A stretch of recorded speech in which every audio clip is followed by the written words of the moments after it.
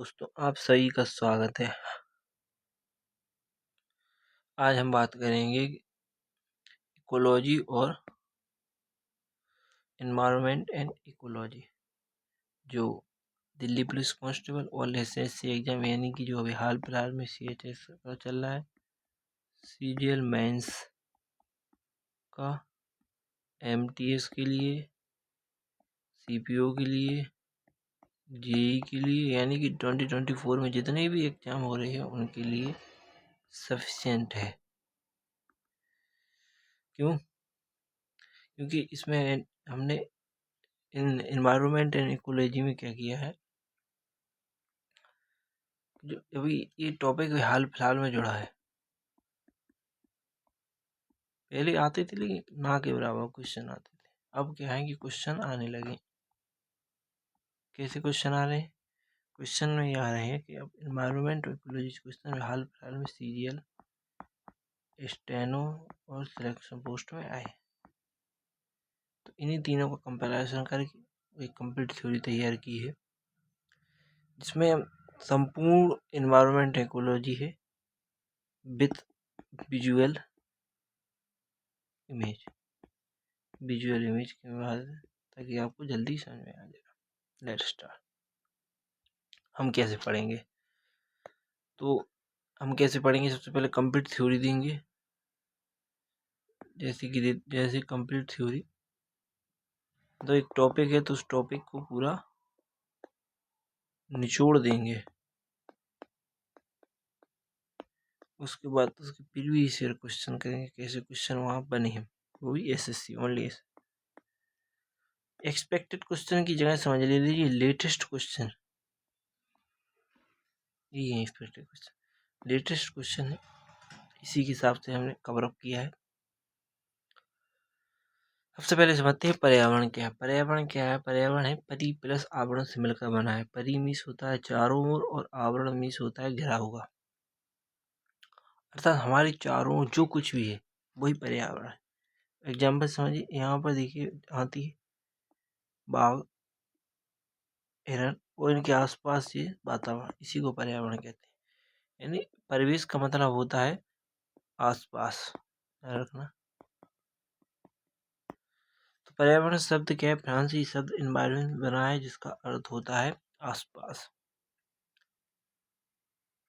किसी सीधा सिंपल एक लैंग्वेज में पर्यावरण को ध्यान रखना, हमारे चारों ओर का वातावरण। पर्यावरण परि प्लस आवरण से मिलकर बना है। परि मीन्स होता है चारों ओर, आवरण घिरा मतलब हमारे चारों ओर का वातावरण। पर्यावरण फ्रांसीसी भाषा के शब्द एनवायरमेंट से बना है, जिसका अर्थ होता है आसपास। अब मेन टॉपिक है, यहाँ से topic start. This is the main topic, इसे कहते हैं मेन टॉपिक। अभी तो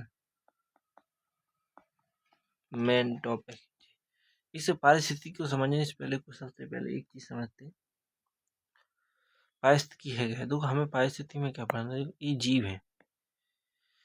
पारिस्थितिकी में करना है जीवों के आपसी समन्वय, मतलब इस जीव के बीच संबंध और इन जीवों का वातावरण के प्रति संबंध, इसका अध्ययन करना है। पारिस्थितिकी कहलाता मतलब जी जेब्रा हिरण है, तो इन जीवों का जो संबंध है और इनका वातावरण से क्या संबंध है, इसका अध्ययन करना। जैसे एग्जाम्पल समझ लेते, जैसा ये कीट है, इसको मेढक खाएगा, मेढक को सांप खाएगा, सांप को बाघ खाएगा। तो इन जीवों का आपस में जो संबंध है, आपस में संबंध है और इनका वातावरण से क्या संबंध है, इसका अध्ययन ही पारिस्थितिकी कहलाता है। डेफिनेशन समझ लीजिए। पारिस्थितिकी जीव विज्ञान की एक शाखा है, जिसमें जीव के समुदायों उसके वातावरण के पारस्परिक संबंधों का अध्ययन करते हैं। सीधे सीधे एक लाइन रखना कि इसमें एक चीज ध्यान रखना, पारिस्थितिकी में क्या करना है,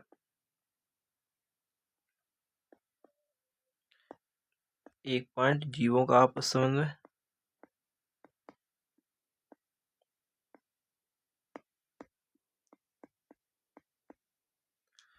दूसरा पॉइंट ये रखना है उनका उनका वातावरण के प्रति संबंध।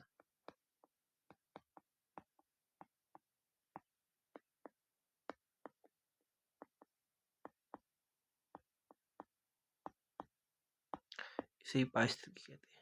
ठीक है, इसे पारिस्थितिकी कहते हैं। तो पारिस्थितिकी क्या है, इसे ध्यान रखना। Okay, let's start. सबसे पहले समझते हैं इंडिविजुअल। इंडिविजुअल का मतलब होता है एक। यहाँ जैसे कि समझिए एक जीव है तो इसे इंडिविजुअल कहेंगे। इसको एक विजुअल इसमें से नहीं, एक विजुअल इमेज के लिए लगाई है। हाँ देखिए, यहाँ पर एक जीव है तो इसको इंडिविजुअल कहेंगे, मतलब एक। जब एक ही प्रजाति की बहुत सी जीव आ जाते तो उसे पॉपुलेशन यानी जनसंख्या कहते हैं। यानी कि एक ही प्रजाति के लोग।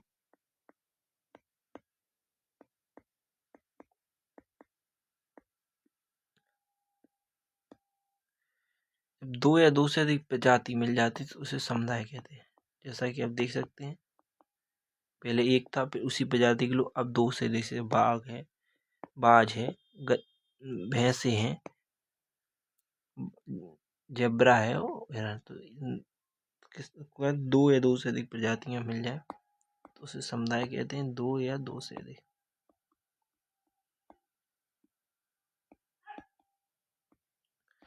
अब आइए इकोसिस्टम। तो इकोसिस्टम के बारे में थोड़ा डिटेल से समझेंगे।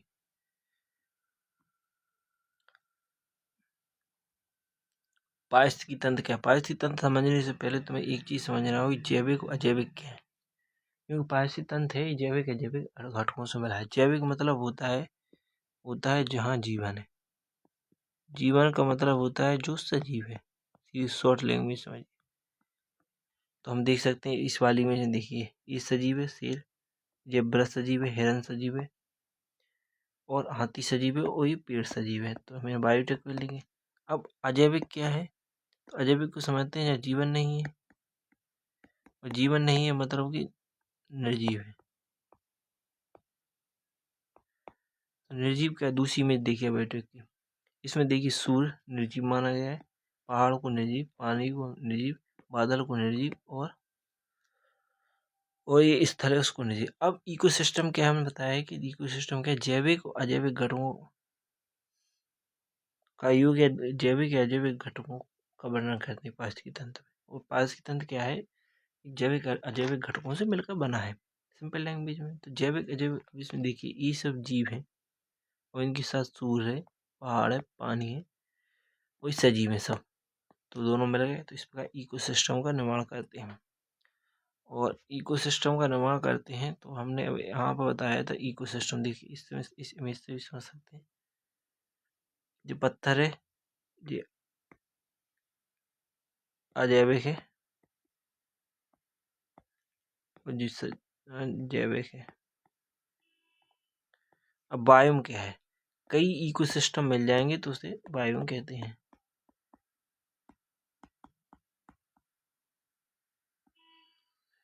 कई इकोसिस्टम मिलेंगे तो उसे बायोम कहते हैं। और इसके बाद आइए बायोस्फीयर। थोड़ा सा हम तुम्हें बायो यहाँ समझ दीजिए, इमेज को थोड़ा डीपली समझ। देखो ये पारिस्थितिकी तंत्र बन गया पूरा। इसमें देखो सजीव है और ये भूमि निर्जीव है। उनके बाद देखिए दूसरी प्रकार की चीज है, ये जमीन है तो ये हम अजैविक कह सकते हैं इसको। और ये जीव है, सजीव है, यानी कि जैव है। तो इन्हें तो दो या दो से अधिक पारिस्थितिक तंत्र मिले, इसे ही बायोम कहते हैं। अब समझते हैं जैव मंडल क्या है। वायुमंडल, जलमंडल, स्थलमंडल के बीच में स्थित ऐसा भाग जहाँ जीवन संभव है। सिंपल लैंग्वेज, जैव मंडल अर्थात जीवन संभव है, जीवन है। अब इसे यहाँ से समझते हैं, यहाँ समझिए ऑर्गन्स। देखो इंडिविजुअल, फिर एक ही प्रजाति की लोग, पॉपुलेशन का एक ही प्रजाति के लोगों की क्या, एक प्रजाति के लोग। ठीक है, इसको यहाँ पर क्या समझते हैं, समुदाय समझिए। कैसे कि देखो यहाँ पर जो हिरन है ये पक्षी उड़ रहा है, तो दो या दो से अधिक प्रजाति में लगी तो इसे क्या है, कम्युनिटी। इकोसिस्टम देखिए, यहाँ पर पृथ्वी है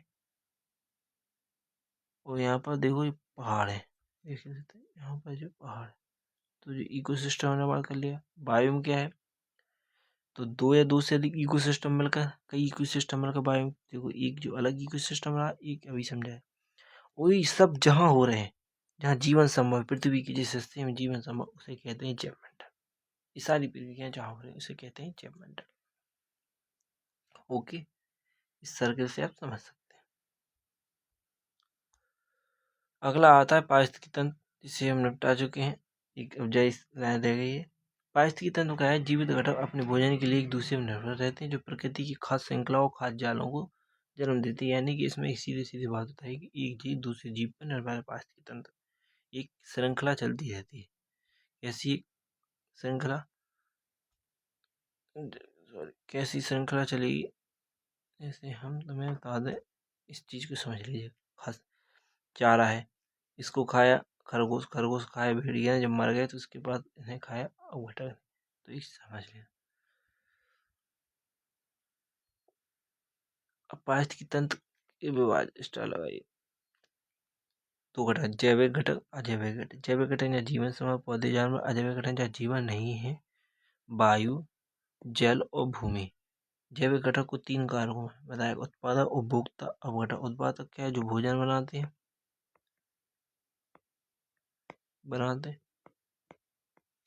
उपभोक्ता क्या है, जो जो इनकी बनी भोजन को खाते।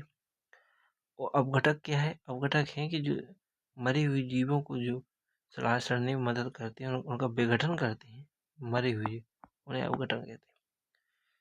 तो अब एक ही के बारे में थोड़ा ढेर समझते हैं। पारिस्थितिकी तंत्र के घटक, अजैविक, जैविक। जहाँ जीविक घटक पौधे जानवर व्यक्ति या कवक आदि जैविक घटक है, ये सब देख लीजिए।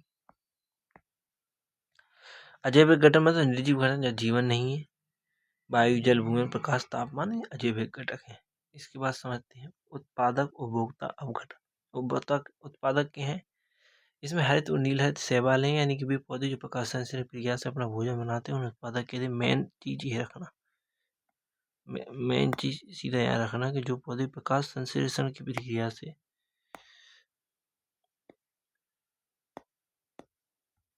जो प्रकाश संश्लेषण की प्रक्रिया का उपयोग करके अपना भोजन स्वयं बनाते हैं, उन्हें उत्पादक कहा जाता है। सिंपल।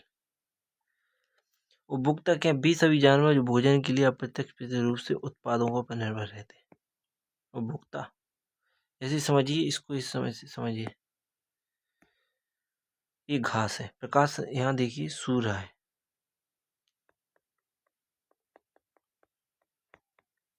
सूर्य से रोशनी आई, इन्होंने अपना भोजन बनाया,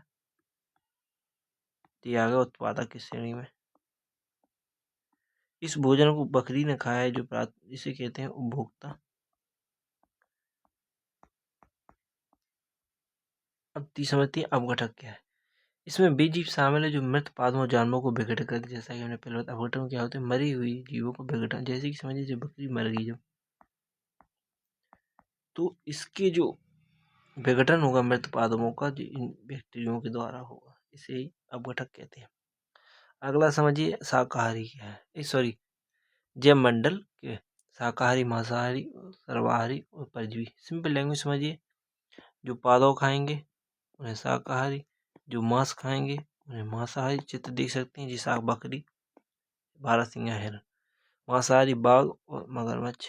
सर्वाहारी मनुष्य से रहेगा, कुत्ता है, भालू है, तो कौवा है, चूहा है, भालू है, जो दोनों खाते हैं, मांस प्लस पौधे। परजीवी क्या है, परजीवी की सिंपल लैंग्वेज समझिए, परजीवी कुछ नहीं, परजीवी ये है कि जो दूसरों के शरीर में रहकर अपना भोजन करते हैं। मेजबान का मतलब होता है दूसरे के शरीर में, यानी अदर्श के शरीर में रहकर, दूसरों के शरीर में रहकर अपना भोजन बनाना। जैसे कि जो, इसे समझ लीजिए जूत है, जो बकरी में भी रहेगा, जो जू समझिए, जू बकरी में ही रहेगा, बारहसिंगा शेर में, मगरमच्छ में, हाथी, कुत्ता, भालू सब में रहेगा। तो परजीवी की सिंपल लैंग्वेज जो दूसरों के शरीर में अपना भोजन बनाते हैं, उसे परजीवी कहते हैं, जू कैक्टस। अगला टॉपिक से पहले थोड़ी देख लीजिए, आगे क्वेश्चन हमने आपको पहले बताया था, स्टेनो में पूछा गया है अभी हाल फिलहाल 2025 में 8। इसमें वन पारिस्थितिकी तंत्र लंबे समय तक सूखे का अनुभव करता है, किस पोषण स्तर पर जैविक भार पर सबसे तत्काल गंभीर प्रभाव। इसका मतलब ये है कि जब वन में ये बंजर है, यानी कि कुछ उगा नहीं है, तो सबसे पहले कौन सी क्रिया होगी? सबसे पहले क्या होगा? इसका मतलब जो है होगा है नहीं, वन है बन जाए, कुछ होगा नहीं, सबसे पहले क्या होगा? तो मान लीजिए वन में जब वर्षा हुई, एक सिंपल समझिए, जब वन में वर्षा हुई, इस इमेज से समझिए चीज रही, जब यहाँ बंजर है, मान लीजिए बंजर है, तो जब यहाँ वर्षा होगी तो सबसे पहले क्या जमेंगे? हरी घास। यानी हरी घास क्या करेंगे? जब यहाँ पर देखो ऐसी ऐसी हरी घास जमेगी, तो ये क्या करेंगे? सूर्य से अपना भोजन बनाएंगे, सबसे पहले उत्पादक, फिर यहाँ पे ये जीव आएंगे खाने के लिए, प्राथमिक उपभोक्ता, फिर इनको खाने के लिए शेर जी आ रहा है तो दुख है द्वितीय उपभोक्ता कह सकते हैं, यानी कि उपभोक्ता। तो एक सिंपल लैंग्वेज में समझिए, इसका अर्थ ये है कि जब वन बंजर हो जाए तो सबसे पहले क्या होगा? तो सबसे पहले क्या हो गया? सबसे पहले उत्पादक होगा, यानी कि सबसे पहले पौधा होगा। पौधे, वो पौधे किसमें है? प्रोड्यूसर है, यानी कि उत्पादक।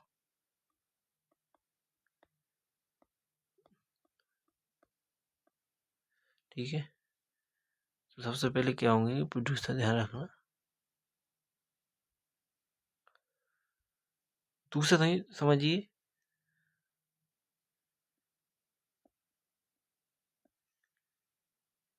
पारिस्थितिकी तंत्र इको सिस्टम में मृत जीवों और जानवरों को विघटित करने वाले जीवों को क्या कहते हैं? तो पता है, मृत हमने बताया था, मृत जीवों जानवरों को विघटित करने वालों को परजीवी कहते हैं। उत्पादक जो अपना भोजन स्वयं बनाते, उत्पादक को भोजन को जो खाते उपभोक्ता, उपभोक्ता को sorry sorry sorry sorry sorry अवघटा। परजीवी क्या है? परजीवी तो दूसरे शरीर में रहकर अपना भोजन बनाते हैं, मृत जीवों को विघटित करते हैं अवघटा। आप देख सकते हैं कि हम प्लस लेटेस्ट क्वेश्चन चल रहे हैं, लेटेस्ट क्वेश्चन चल रहे हैं। अब समझते हैं खाद्य श्रृंखला। मतलब खाद्य श्रृंखला का अर्थ ये है कि जीवों की एक श्रृंखला, भोजन के स्रोत की एक श्रृंखला होती है, किस प्रकार काम करती है। तो खाद्य श्रृंखला जीवों की एक श्रृंखला है, जो सभी जीव भोजन के स्रोत में अगले जीव पर निर्भर रहते। खाद्य श्रृंखला एक चेन लंबी चली चली जाती है। जैसे समझिए, जैसे घास है, हमने घास कैसे बनी? सूर्य से प्रकाश लिया, प्रकाश संश्लेषण क्रिया हुई, इसने भोजन बनाया, इस भोजन को खाया किसने? रैबिट ने। इस भोजन को, इसके भोजन को, इसको किसको खाया? भेड़िया ने। तो इस भेड़िए को मरने के बाद अपघटन किसने किया? ये अपघटक कारक कहते हैं जिसके, अपघटक यानी कि बैक्टीरिया, बैक्टीरिया। ठीक है, तो समझ गए, चेन है जिसमें, अगर हम इसी में आपको कहें जी कि हैं, इसने कहेंगे अब उत्पादक, इन दोनों को हम उपभोक्ता की श्रेणी में डालेंगे और इसे कहेंगे अपघटक, जो बता चुके हैं। ठीक है, खाद्य जाल क्या? किस प्रकार खाद्य जाल? खाद्य जाल का मतलब है कि खाद्य जाल एक पारिस्थितिकी तंत्र में आपस में जुड़ी हुई खाद्य श्रृंखलाओं का एक जटिल नेटवर्क में किस प्रकार जुड़ी हुई खाद्य श्रृंखला। जैसे कि घास है, समझिए, इस घास को कौन खाएगा? रैबिट। इस घास को कौन खाएगा? माउस, यानी कि चूहा। इस घास को कौन खाएगा? तिलचट्टा। समझिए, इस रैबिट को कौन खाएगा? तो हमने बताया फॉक्स, लोमड़ी खाएगी। इस रैबिट को बाज भी खा सकता है। अब समझिए, माउस, माउस को उल्लू भी खाएगा, चूहे को। इसको बाज भी खा सकता है और इसको फॉक्स भी खा सकता है। अब इस तिलचट्टी को कौन खाएगा? या तो चिड़िया खाएगी या तो फॉक्स खाएगी। मेढक, मेढक को कौन खाएगा? या तो आउल खाएगा या तो सांप खाएगा। और सांप को कौन खाएगा? बाज। तो देख सकते हैं एक सर्कल बना हुआ है एक दूसरे को खाने का, समझ सकते हैं। तो एक जी देखो, घास को खाया चूहा, चूहा को मेढक, मेढक को सांप, सांप ने बाज। सीधे सिस्टम समझिए। तो एक दूसरे जीवों पर निर्भर है, यानी खाद्य श्रृंखला इसी प्रकार से। इसमें दिखता है कि विभिन्न जीव अपने भोजन संबंधों कैसे जुड़ गए हैं, जिससे ऊर्जा और पोषक तत्व एक दूसरे जीव पर प्रभावित होते हैं। इसमें बता सीधी सीधी है कि जीव भोजन की श्रृंखला किस प्रकार एक दूसरे जीव से चल रही है। जैसे कि समझ सकते हैं, घास को खाया तिलचट्टा, तिलचट्टा को मेढक, मेढक को खाया सांप, सांप ने खाया को बाज। प्रत्येक खाद्य श्रृंखला एक संभावित मार्ग है जिसका ऊर्जा पोषक पारिस्थितिक तंत्र के माध्यम से अनुसरण करना मतलब सीधी श्रृंखला में चाहिए। जैसे घास घास को खाया टिड्डा, टिड्डा को खाया खाया मेढक, मेढक को सांप, सांप को ईगल है, गरुड़ के बाज भी कह सकते हैं। जैसे जलीय स्तर पे देखिए अब इसको। जलीय स्तर क्या है कि जलीय पौधे हैं, इसको खाया छोटी मछली ने, छोटी मछली को खाया बड़ी मछली ने, इसको खाया बड़ा लाइक बड़ी और बड़ी चीजों। देखो उत्पादक है ने अपना भोजन बनाया है, इस श्रृंखला को समझिए। इस भोजन को खाया शाकाहारी ने, शाकाहारी को खाया मांसाहारी, मांसाहारी को अपघटन के पश्चात अपघटक से अपघटक कहते हैं। एक सिंपल लैंग्वेज समझिए। अब हम इसी कहते हैं जी उपभोक्ता हैं, तो उपभोक्ता की श्रेणी में रहेंगे तीनों, एक सिंपल लैंग्वेज में समझ। तो इसी चीज पर आगे चर्चा से करेंगे, थोड़ा ही समझ लीजिए। उत्पादक का भोजन शाकाहारी, उत्पादक का भोजन डायरेक्ट खाते हैं उन्हें शाकाहारी या प्राथमिक उपभोक्ता कहते हैं, जो प्राथमिक उपभोक्ताओं को खाते हैं, और द्वितीय उपभोक्ता कहते हैं जो द्वितीय उपभोक्ता को खाते हैं उन्हें तृतीय उपभोक्ता। यानी कि जो उत्पादक के बने भोजन को खाएंगे, यहाँ समझिए। इससे पहले ट्रैफिक स्तर को समझिए, पहले उसको बात। ये भोजन से प्राप्त करने की विधि, ट्रैफिक स्तर को कहते हैं पोषण स्तर, यानी कि ट्रैफिक स्तरों को भोजन को प्राप्त करने की विधि को दर्शाया गया है। दो मूलभूत ट्रैफिक स्तर होते हैं, एक तो उत्पादक होता है, एक होता है उपभोक्ता। यानी कि देखो सूर्य के प्रकाश से क्या हुआ, इन्होंने भोजन बनाया, इस भोजन को कौन खा रहा है, उपभोक्ता। यानी कि जी क्या है, उत्पादक। देखो मूली, मटर, गोभी, टमाटर, इस सबको ये खा रहा है, गोभी टमाटर मूली, ये है उपभोक्ता। अगला स्तर समझते हैं, तापक स्तरों के बीच ऊर्जा का प्रभाव। हम आगे आपको बता चुके हैं, इससे पहले थोड़ा ही समझिए। समझिए कि उत्पादक क्या होता है, जो अपना भोजन स्वयं बनाते हैं उन्हें उत्पादक कहते हैं। जैसे पौधे अपना भोजन बनाते हैं, आगे हमने बताया था चित्र से। प्राथमिक उपभोक्ता क्या है, हमने बताया था कि जो भोज उत्पादों को भोजन करते हैं, जिस चूहे पौधे का बीज खाए। सांप क्या है, मध्यम उपभोक्ता, यानी कि सेकेंडरी कह सकते हैं इसको, द्वितीय।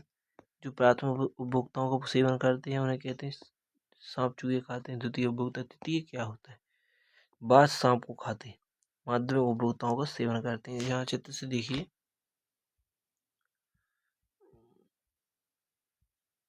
समझिए श्रृंखला चल रही।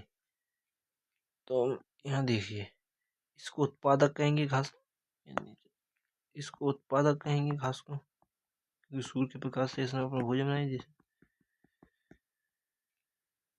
ठीक है, इस तिलचट्टे को हम क्या कहेंगे, इसको कहेंगे प्राथमिक उपभोक्ता।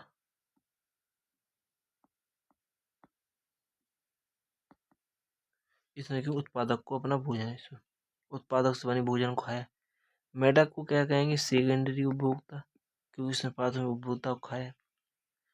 सांप को क्या कहेंगे, तृतीय उपभोक्ता, इसने खाया। इसी प्रकार श्रृंखला आगे चलती रहती है कि हमें सिलेबस में 3 तक ही पढ़ना है। ओके, तो ये चीजें हो गए। ये इसी चीज को इंग्लिश में दिखाया गया है और इसमें एक डायग्राम बनाया गया है। उत्पादक, दूसरे में उपभोक्ता, तीसरे में आएंगे द्वितीय उपभोक्ता और तृतीय उपभोक्ता। कैसे प्लांट ने अपना भोजन बनाया, इसको चूहा ने, चूहे को सांप ने, सांप को बाज ने, प्राथमिक उत्पादक था, प्राथमिक उपभोक्ता, द्वितीय, तृतीय। अब समझिए इस चैन को। तापक स्तरों के बीच ऊर्जा का प्रभाव क्या है कि सूर्य के प्रकाश का केवल 1% ऊर्जा का उपयोग करते हैं जी पौधे अपना भोजन बनाने में। कितना, 1%, और वो भी करते हैं एक दिशीय, मतलब एक।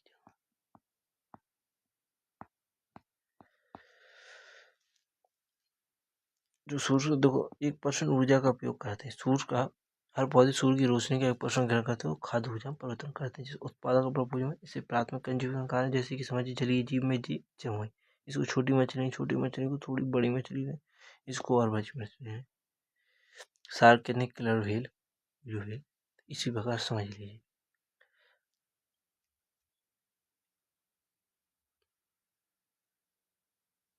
10% का नियम ये है कि जिससे कि उत्पादक ने अपना भोजन बनाया, जैसे कि केवल 10% ऊर्जा ही अपूर्ण स्तर पर ट्रैफिक स्तर में पूर्ण स्तर पर स्थानित होती है, और 90% का ऊर्जा का उपयोग अपने जैविक दैनिक क्रियाओं को करने के लिए उपयोग में कर लेते हैं। जैसे कि पौधों ने अपना सूर्य के प्रकाश से अपना भोजन बनाया है, इसमें जी तो 90% ऊर्जा तो इन्होंने अपने इसको संचालन में लगा दी, पाचन, वृद्धि, प्रजनन में।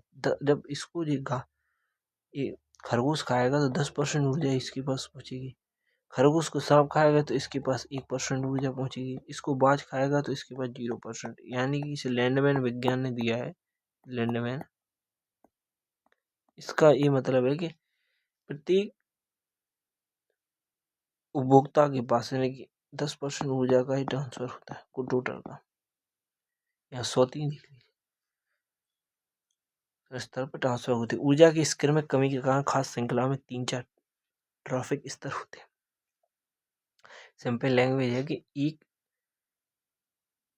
उपभोक्ता से सॉरी उत्पादक से उपभोक्ता की जो ट्रांसफर होता है एनर्जी का 10% होगा, अगली उससे अगली में 10% का। ये है लेने मैंने करनी है 10%। अब आते हैं ओजोन परत। This is the most epic topic.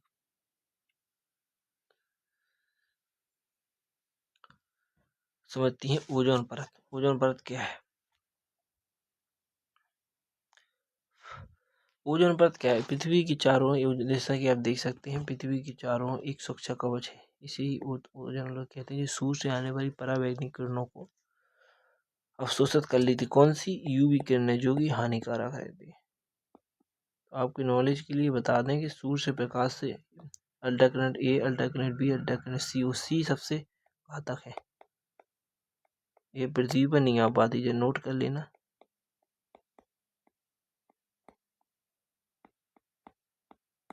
सबसे घातक कौन सी? यूसी, यूवी सी, ध्यान रखना। तो ये भी ही पृथ्वी पर आ पाती हैं। किस प्रकार आ पाती हैं समझिए।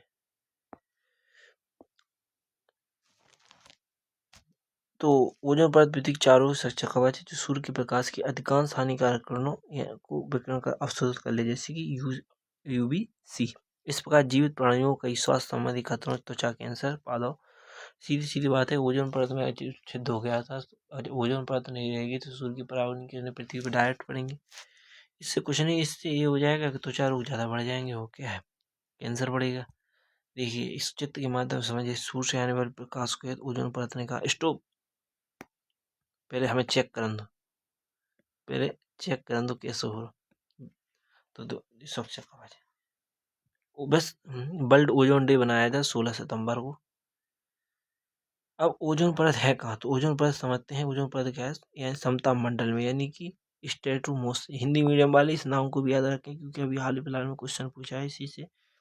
समताप मंडल ना देके इसको स्ट्रेटोस्फेयर पूछा है। तो स्ट्रेटोस्फेयर कहाँ है? तो ऊटी का वायुमंडल की समताप मंडल में, यानी कि जोरा यहाँ पर है, क्षोभमंडल के ऊपर। इसे समझ लीजिए, क्षोभमंडल, यह समताप मंडल स्टेट। तो समताप मंडल में ओजोन लेयर उपस्थित है। अब क्वेश्चन देखिए, अभी सिलेक्शन पोस्ट में क्वेश्चन। पृथ्वी की वायुमंडल किस परत के नीचे ओजोन परत पाई जो हानिकारक पर्यावरणीय किरणों को लेती है? हमने हिंदी मीडियम वाले क्या याद करें? समताप मंडल। जबकि फिर पूछा है स्ट्रेटो स्फेयर, जो इसी को कहते हैं समताप मंडल। सिलेक्शन पोस्ट 26 तारीख को आया। फिर सिलेक्शन पोस्ट में क्वेश्चन आया है, देख लीजिए कब आया, 31 तारीख को आया। 31 तारीख को। किस वायुमंडल परत को ओजोन परत मौजूद है, जो सूर्य से आने वाली हानिकारक पर्यावरणीय यूवी अल्ट्रावायलेट विकिरणों को अवशोषित करने के लिए महत्वपूर्ण है? स्ट्रेटोस्फीयर, इसी को कहते हैं समताप मंडल। अब समझते हैं कि अगर ओजोन परत भूतल पर आ जाए तो क्या हुई? घातक। किस प्रकार घातक हुई इसको समझते हैं। जब नाइट्रस ऑक्साइड, बीओसी का मतलब होता है हाइड्रोकार्बन, वॉयलेट ऑर्गन कंपाउंड।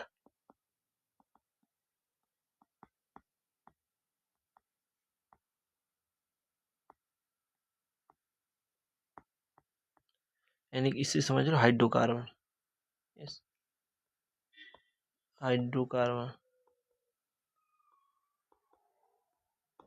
जब नाइट्रस ऑक्साइड का हाइड्रोकार्बन और सूर्य के प्रकाश की स्थिति में उपयोग होता है तो ओजोन परत घातक हो जाती है। कैसे? ओजोन है, ओजोन पर जैसे ही नाइट्रस ऑक्साइड पड़ा और उसके साथ सूर्य का प्रकाश पड़ा, उसके साथ बॉयलेट ऑर्गन कंपाउंड यानी कि हाइड्रोजन कार्बन मिल जाए तो जब चारों मिलेंगे तो सीधे सीधे घातक हो जाएगी, प्राण ले लेगी सबके। ओजोन परत समझिए क्या? ओजोन परत, जब सूर्य का प्रकाश ओजोन पर पड़ता है, सूर्य का प्रकाश जब ऑक्सीजन किस ओजोन परत का निर्माण बताना है हेडिंग सही। सूर्य का उच्च ऊर्जा वाला परावैंगिक ऑक्सीजन पर जब सूर्य का प्रकाश किस पे, जब अल्ट्रावायलेट परावैंगिक किरणें जब ऑक्सीजन पर गिरती हैं तो इसे दो मॉलिक्यूल में तोड़ देती हैं, एक और दो। इसे परमाणु ऑक्सीजन के रूप में जाना जाता है। ठीक है, जब ये ऑक्सीजन से पराव क्रिया करके O3 बना लेता है। सिंपल है लैंग्वेज, यहाँ कहानी समझिए, इससे समझिए और किसी से नहीं समझिए, इससे समझिए। क्या है कि सूर्य का जब अल्ट्रा परावैंगिक किरणें जब ऑक्सीजन के अणु पर पड़ती हैं तो इसे दो भागों में तोड़ दिए, सिंगल सिंगल, एक सिंगल ले रहा है दो, जब ये पुनः ऑक्सीजन से क्रिया करेगा तो O3 बन जाएगी। अब ओजोन परत का क्षरण किससे हो रहा है? क्योंकि देखो CFC गैसों से और हेलोन CFC मुख्य रूप से, तो क्या है इसी से निकलने वाली इसी से निकलने वाली क्लोरोफ्लोरोकार्बन से रेफ्रिजरेटर, एयर कंडीशनर, अग्निशामक है तो एरोसोल स्पेस में पाए जाते हैं। CFC गैस इनसे बहुत ज़्यादा घातक होती है, जैसे कि सूर्य के प्रकाश के अंदर यूवी आ गई अंदर, जैसे CFC मॉलिक्यूल है जो बना, इसका क्या कहते हैं, ओजोन परत का जो निर्माण है उसे रोकने का प्रयास करता है, ओजोन परत के निर्माण को रोकने का काम करता है। रुक जाएगा तो सूर्य की अल्ट्रावायलेट किरणें पृथ्वी पर डायरेक्ट आ जाएंगी, जिससे नुकसान ही नुकसान हो जाएगा। लेटेस्ट समझ गए, क्षरण क्या है? CFC के कारण, जिससे ओजोन परत के लिए दुष्कर है CFC। अब ओजोन परत के लिए बड़े लेवल में क्या हुआ, तो उन्होंने क्या किया, मोल्टियर प्रोटोकॉल 1987 में, इसमें कहा गया कि आप कि CFC हेलोन की जैसे इनको चरणबद्ध तरीके उपयोग करेंगे, इनको जहाँ तक हो कंट्रोल करें, उस समता मंडल में भैया उसको बचाओ ओजोन परत को। जब इसी मोल्टी प्रोटर आगे चलकर 2016 में किंगली संशोधन होगा, उसमें कहा गया कि हाइड्रोकार्बन के उत्पादक खपत को चरणबद्ध तरीके से कम करने का किंगली संशोधन होगा, यानी कि दो संशोधन हुई। एक सबसे पहले 1997 मोल्टी इन्होंने कहा है क्लोरोफ्लोरोहेलोन का चरणबद्ध, पहली बात तो उपयोग नहीं करो, उपयोग करो तो बहुत निम्न करो, व्यवस्थित ढंग से करो। जो ही आगे चल के 2016 मोल्टी प्रोटोकॉल के संशोधन होगा, उसमें कहा गया कि हाइड्रोकार्बन को बिल्कुल खपत को चरणबद्ध तरीके से कम करो, जितना हो सके उसको कम करो। क्योंकि देखिए जी था 1980 में जी सबसे अधिक ओजोन क्षरण तो 1980 में देख सकते हैं लाल, उसके बाद 1990 में हुआ, फिर 2000 में सही हुआ, 2015 में टन।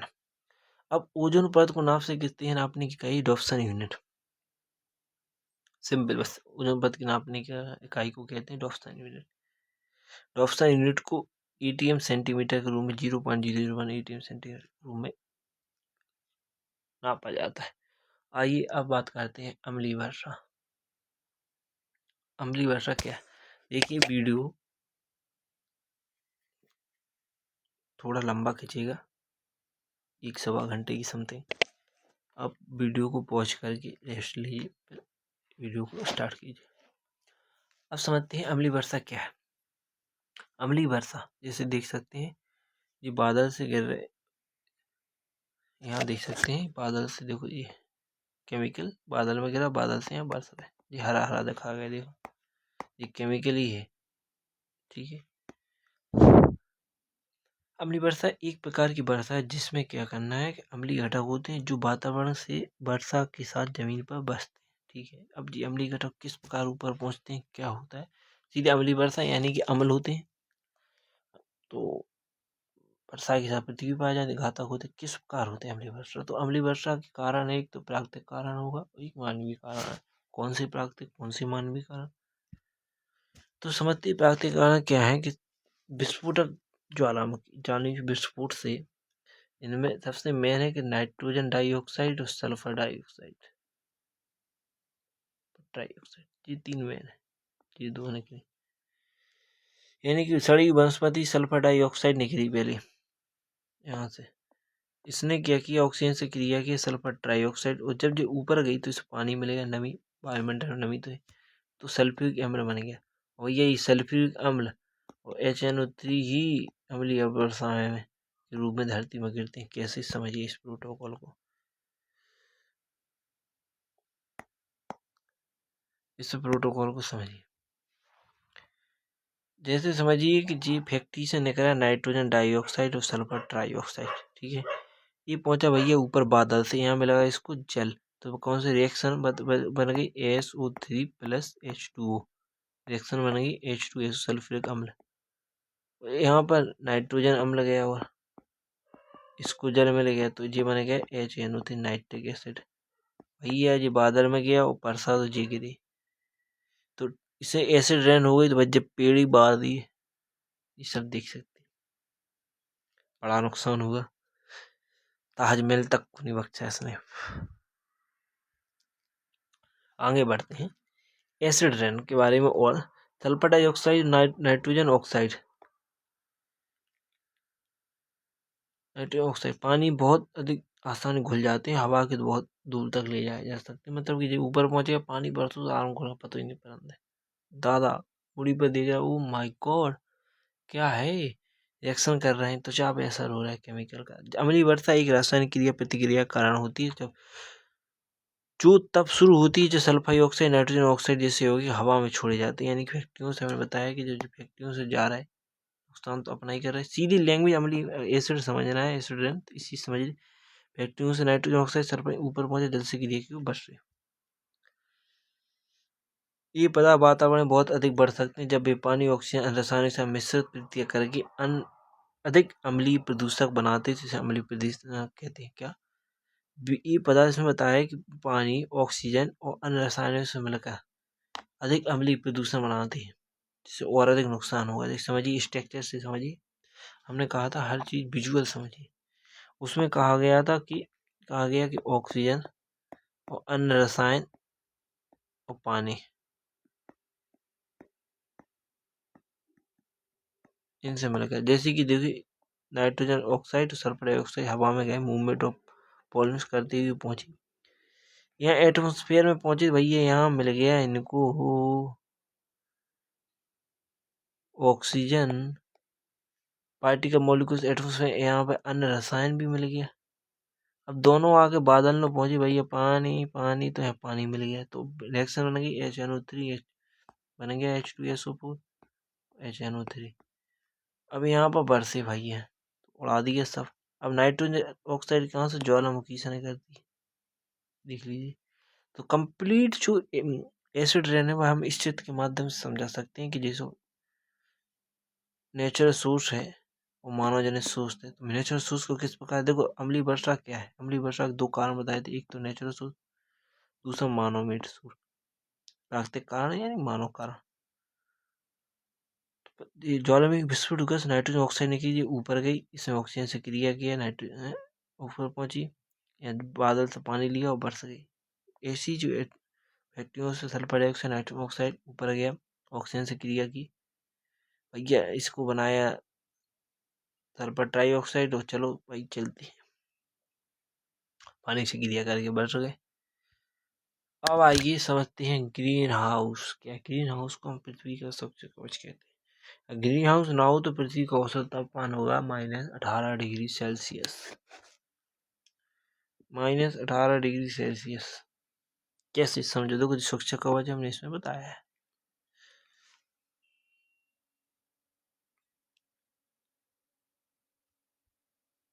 विदुरात है, थोड़ी रुकिए, धन्यवाद, आज के लिए इतना ही।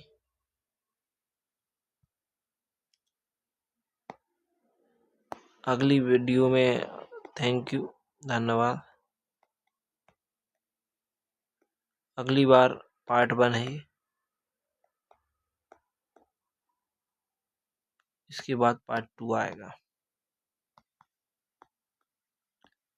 धन्यवाद।